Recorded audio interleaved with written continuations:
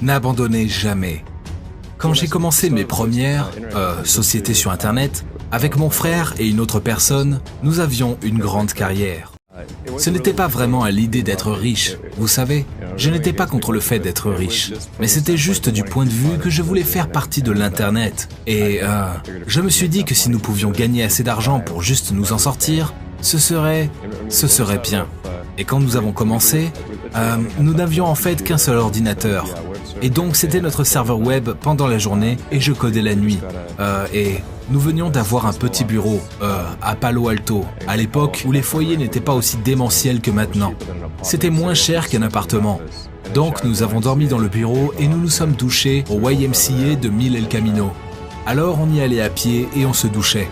Aimez vraiment ce que vous faites, quel que soit le domaine dans lequel vous entrez. Étant donné que, vous savez, même si vous êtes le meilleur, il y a toujours un risque d'échec. Donc je pense qu'il est important que tu aimes vraiment ce que tu fais. Si tu n'aimes pas ce que tu fais, la vie est trop courte. Si tu aimes ce que tu fais, tu y penses même quand tu ne travailles pas. Je veux dire que c'est juste quelque chose qui occupe ton esprit. Si vous n'aimez pas ça, vous ne pouvez pas vraiment faire fonctionner votre projet. Je pense aussi que les gens ont tendance à prendre des risques trop importants au niveau personnel. C'est une chose. Si vous avez un prêt hypothécaire à payer et des enfants à charge et que vous vous écartez de votre travail à ce point, comment allez-vous nourrir votre famille et payer le loyer?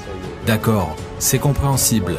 Mais disons que vous êtes jeune et que vous sortez tout juste de l'université ou du lycée ou quoi que ce soit d'autre. Je veux dire que ce n'est certainement pas dans une mono-économie. C'est si facile de gagner assez d'argent juste pour vivre quelque part et manger à sa faim. C'est très facile à faire et je ne sais pas de quoi ils ont peur. Ils ont surtout peur de l'échec, je pense. Ou oui, mais les gens devraient être moins réticents au risque quand il n'y a pas grand-chose à risquer. Tesla a vraiment fait face à cette menace de mort à cause des difficultés de production du Model 3. La société perdait beaucoup d'argent et si nous ne résolvions pas ces problèmes en très peu de temps, nous mourrions et il était extrêmement difficile de les résoudre. À quel point avez-vous frôlé le dépôt de bilan? À une semaine de cash près. Je travaillais 22 heures par jour. Combien d'heures de travail? Oui, 7 jours sur 7. Je dormais à l'usine. Je travaillais tous les jours dans l'atelier de peinture, l'atelier de carrosserie, l'atelier de montage général. Vous êtes-vous déjà inquiété de votre propre implosion? C'était trop. Absolument personne ne devrait travailler autant d'heures. Ce n'est pas bien. Les gens ne devraient pas travailler autant. Je ne suis pas... Ils ne devraient pas le faire. C'est très douloureux. Douleur en quels termes? Ça m'a atteint les oreilles, au cerveau et au cœur. Donc ce n'est pas recommandé pour quiconque. Je viens de le faire parce que si je ne le faisais pas, alors Tesla avait de bonnes chances de mourir.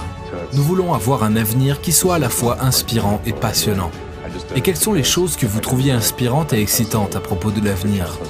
Je pense à un avenir où nous serons une civilisation spatiale et où nous vivrons parmi les étoiles. Je pense que tous les enfants seront enthousiasmés par cela. Vous n'avez même pas besoin de leur apprendre un tel goût. C'est comme si c'était instinctif. C'est pourquoi il est très important pour nous d'avoir des raisons, d'aimer des raisons d'être enthousiasmés par la vie. Quand vous vous réveillez le matin, il ne peut pas s'agir seulement de problèmes. Il faut que ce soit plus que cela pour que vous sachiez vous lever. Je pense qu'un avenir où vous pouvez dire que même si ce n'est pas vous, il y aura des gens qui pourront avoir une base sur la Lune. Nous aurons une ville sur Mars, peut-être d'autres lunes de Jupiter et tout. Je pense que c'est un avenir très excitant. Où dormez-vous ce soir? À l'usine. Dans l'usine? Techniquement, une salle de conférence dans l'usine. Mais oui. Vous dormez dans une salle de conférence dans l'usine non terminée ce soir? Oui. Ça me donne une bonne idée de ce qui se passe. Lorsque vous étiez à l'université et que vous développiez ces compétences, vous vouliez faire des choses qui étaient bénéfiques pour l'humanité. Eh bien, parce que ce n'est pas le cas de tout le monde.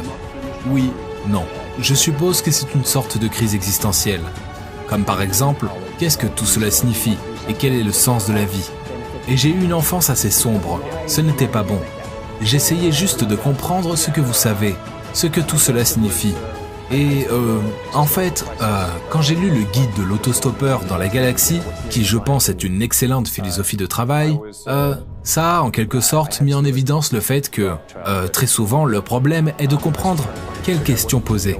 Et si vous pouvez bien cadrer la question, alors la réponse est la partie facile. J'ai donc pensé à des choses qui élargissent la portée et l'échelle de la conscience humaine et qui nous permettent de mieux poser les questions qui nous taraudent et, vous savez, d'atteindre un meilleur éveil des consciences. Ce sont de bonnes choses.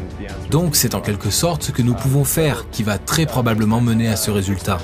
Le conseil que je donnerais aux personnes qui créent des entreprises, aux entrepreneurs en général, est de se concentrer vraiment sur la fabrication d'un produit que vos clients aiment. C'est si rare que vous pouvez acheter un produit et vous aimez le produit quand vous l'avez acheté. C'est pourquoi il y a très peu de choses qui entrent dans cette catégorie. Et si vous arrivez à trouver quelque chose comme ça, votre entreprise sera certainement prospère. Quand vous avez connu votre 3e échec d'affilée, avez-vous pensé que vous devriez arrêter? Jamais. Pourquoi pas? Je n'abandonne jamais.